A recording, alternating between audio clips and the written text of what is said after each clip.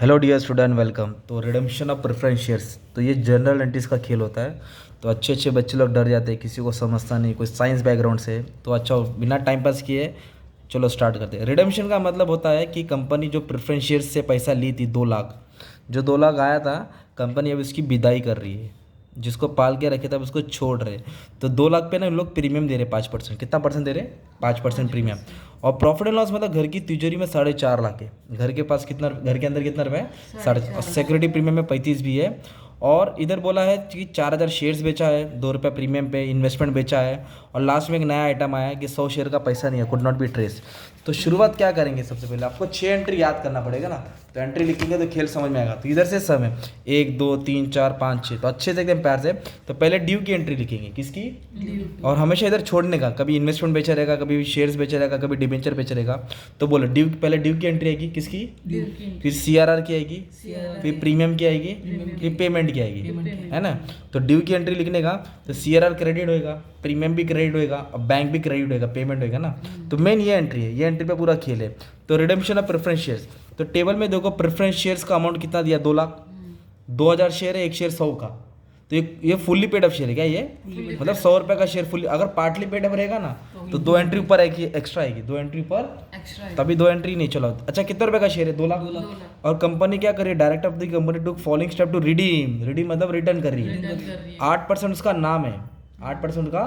और प्रीमियम कितना बोला है? 5। तो इसे लिखेंगे 8% डिवेंचर, है ना। तो redemption of preference shares, the preference share कितना था? 2 लाख। कितना था? 2 लाख। तो इधर लिखेंगे रिडेम्पशन ऑफ प्रेफरेंस शेयर्स। क्या लिखेंगे? Redemption of. उस पर क्या दे रही है कंपनी?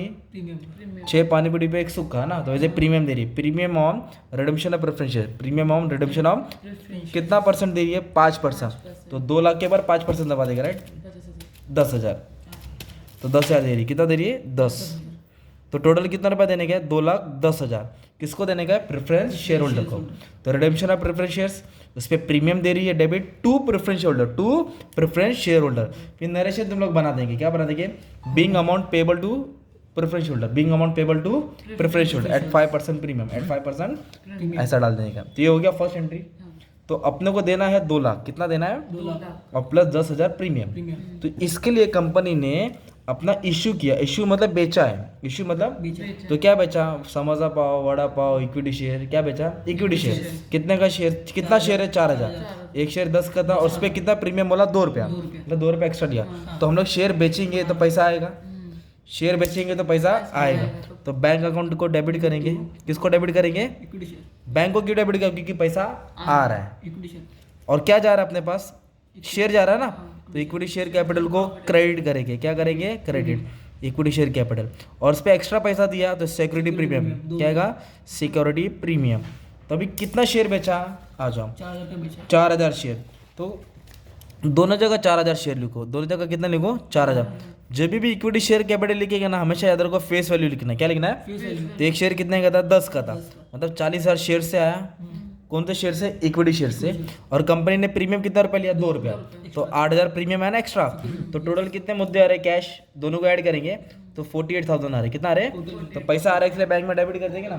सीधे लिखेंगे बीइंग शेयर इशू, है ना। और अमाउंट रिसीव, अमाउंट रिसीव डाला तो भी चलेगा। बीइंग इक्विटी शेयर इशू, है ना, वही उठा के डायरेक्शन डाल देंगे। इस तरह कंपनी का पैसे का अरेंजमेंट हुआ। अब कंपनी ने क्या किया? इधर इन्वेस्टमेंट वॉज सोल्ड, इन्वेस्टमेंट भी बेचा है। अगर इन्वेस्टमेंट बेचा है तो इन्वेस्टमेंट की भी एंट्री आएगी, है ना। तो कैसे बोला? Market price. क्या बोला है?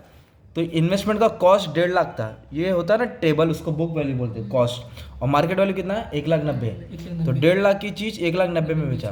कितने का था? 1.5 लाख। 1,90,000 में बेचा, तो 40,000 फायदा हो गया ना।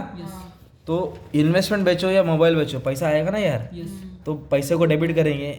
तो बैंक अकाउंट डेबिट। क्या लिखेंगे? क्यों बैंक को डेबिट किया? पैसा आ रहा है। और क्या गया? इन्वेस्टमेंट। तो इन्वेस्टमेंट को क्या करेंगे? क्रेडिट। फायदा हुआ, लॉस हुआ? फायदा। तो प्रॉफिट एंड लॉस क्रेडिट है। अगर लॉस होगा तो डेबिट होगा, लॉस होगा तो डेबिट होगा। तो कितने का इन्वेस्टमेंट था? 1.5 लाख। इन्वेस्टमेंट कितने का था? तो इन्वेस्टमेंट की जगह पे लिखेंगे 1.5 लाख। सिंपल। और उन लोगों ने सोल्ड किया मार्केट प्राइस, तो कितने का बेचा? 1,90,000। तो 1,90,000 इधर आएगा ना। 1.5 लाख का चीज 1,90,000 में बेचा, तो 40,000 क्या हो गया? फायदा हो गया। तो फायदा किधर ट्रांसफर होता है? प्रॉफिट एंड लॉस में। अगर मान लो इधर बोला रहता डिबेंचर इशू किया, क्या इशू किया, तो bank account debit to debentures आता, बैंक अकाउंट डेबिट टू, अगर प्रीमियम इशू किया था टू सिक्योरिटी प्रीमियम भी आता। फिलहाल दिया क्या डिबेंचर, नहीं। अभी इधर सीन क्या हो गया मालूम है क्या, हमें जिसको कर्जा देना है, समझो घर के बाहर खड़ा है और घर के बाहर खड़ा है, उसको 2 लाख रुपया देना है। कितना दे रहा है, 2 लाख, मतलब 2 लाख मेन है ना ये अमाउंट, ये 2 लाख आपको देना है। वो घर के बाहर कर्जेदार खड़ा है, जैसे देखो अपना क्लास है तो बंदा घर के बाहर खड़ा है, उसको 2 लाख देना है और दरवाजा पीट रहा, अपने पास पैसा नहीं है। तो हम लोग क्या करेंगे, 10 दोस्त को फ़ोन लगाएंगे, मेरी मदद करो, हेल्प करो। तो कोई तुम्हारे लिए भाग के नहीं आया, तो एक दोस्त तुम्हारे लिए 40,000 लेके आया। कितना लेके आया, 40,000। तो इक्विटी से अमाउंट कितना है वो लेने का, नॉट इन्वेस्टमेंट। तो इक्विटी से कितना इशू कर गया, 40। तो जिसको 2 लाख देने का था उसको 40,000 दे दिया, तो अभी भी कितना कम पड़ रहा है, 1,60,000। तो हम क्या बोलेंगे, तो हम घर वाले को क्या बोलेंगे कि मुझे 2 लाख कर्जा देने का था, मैंने 40,000 का बंदोबस्त कम कर दिया हो, अभी भी 1,60,000 कम पड़ रहा है। तो वो घर वाले को क्या बोलेंगे, पेरेंट्स को थोड़ी मदद करो। तो पेरेंट्स अपने घर की तिजोरी से पैसा देंगे, तो हम लोग तिजोरी से घर से कितना उठाएंगे, 1,60,000। अच्छा देना तो था 2 लाख, तो 40,000 कहाँ से आया, इक्विटी से आया ना। तो CRR, कैपिटल रिडेम्पशन रिजर्व, एक रिजर्व क्रिएट करना पड़ता है प्रेफरेंस शेयर्स के लिए। तो नॉमिनल वैल्यू प्रेफरेंस शेयर का कितना अमाउंट देने का था, 2 लाख। और equity issue, fresh equity issue, क्या लिखा, फ्रेश इक्विटी इशू, मतलब इक्विटी शेयर बेच के कितना है, 40,000। तो 2 लाख में से 40 का तो कितना कम पड़ रहा है, तो 1,60,000 घर से देंगे। घर पे देखो ना प्रॉफिट एंड लॉस, तो अपने पास फ्री रिजर्व, क्या वर्ड बोला, या सोर्स, अपने घर पे 4.5 लाख है, कितना है, और जरूरत कितने का है, 1,60,000 का। तो घर की तिजोरी में से चाबी खोल के 4.5 लाख में से 1,60,000 उठाएंगे। तो अपन ने क्या क्रिएट किया, कैपिटल रिडेम्पशन रिजर्व। क्या क्रिएट किया, तो कहाँ से उठाया पैसा, कैपिटल रिडेम्पशन रिजर्व कितना उठाया, 1,60,000। तो कहाँ से उठाया हमने पैसा, यहाँ से उठाया, प्रॉफिट एंड लॉस। कहाँ से उठाया, 4.5 लाख है ना, तो पूरा 4.5 लाख थोड़ी देंगे उसको, 1,60,000 उठाया ना। तो जहाँ से उठाया वो नाम लिखेंगे, तो लिखेंगे प्रॉफिट एंड लॉस। क्या लिखेंगे, अगर जनरल रिजर्व रहता तो जनरल रिजर्व उठाते। तो अपने पास 4.5 लाख था, जरूरत कितने की थी, 1,60,000। जरूरत कितने की थी, 1,60,000। 1,60,000 तो इधर लिखेंगे क्रेडिट में, टू कैपिटल 40 तो पहले पे कर, राइट, 40 सेटल हो गया। तो टू कैपिटल रिडेम्पशन रिजर्व 1,60,000। 1,60,000 कहाँ से ट्रांसफर किया, प्रॉफिट एंड लॉस से, ठीक है। तो इधर लिखेंगे being CRR created, being CRR created out of profit and loss, out of profit and loss. अब इसके बाद क्या करने का अपने को, ये तो टेंशन खत्म हो गया ना। अभी अपने को प्रीमियम देने का, क्या देने का, प्रीमियम। प्रीमियम कितना देने का, 10,000। प्रीमियम कितना देने का, 10। तो ये डेबिट है ना, इधर पढ़ो क्या, premium on redemption of preference share. तो डेबिट को किधर उठा के लिखेंगे, क्रेडिट में। डेबिट को उठा के कितना लिखेंगे, कितना अमाउंट है प्रीमियम का, 10। तो ये प्रीमियम का पैसा हम लोग सिक्योरिटी प्रीमियम से देंगे। कहाँ से देंगे, इधर कितना है, 35। अच्छा ये कितना, 10,000। तो 10,000 उठाया, कहाँ से उठाया, सिक्योरिटी प्रीमियम। कहाँ से उठाया, सिक्योरिटी प्रीमियम। अगर सिक्योरिटी प्रीमियम में पैसा नहीं रहता तो प्रॉफिट एंड लॉस से उठाते ना। तो 35 में था 10 गया, तो इसके लिए इधर 10 लिख दिया, सिंपल है ना। तो ये CRR की एंट्री हो गई, ये प्रीमियम की हो गई। अभी पेमेंट, अभी क्या है, तो पेमेंट किसको करेंगे हम लोग, प्रेफरेंस शेयर होल्डर्स को। मान लो अगर ये लाइन नहीं लिखा रहता, all payment were made to preference holder except those holding 100 share could not be trace, मतलब 100 शेयर्स का पैसा नहीं आया। अगर ये लाइन नहीं लिखा रहता तो हम लोग पेमेंट में क्या करते, इधर एंट्री लिखते हैं प्रेफरेंस शेयर होल्डर्स। क्या लिखते हैं इधर, प्रेफरेंस शेयर होल्डर्स। डेबिट क्यों करेंगे, क्योंकि इसको पैसा मिल रहा है ना, और पैसा दे रहे तो पैसा जा रहा है। तो 2,10,000 अमाउंट दोनों जगह लिखते हैं।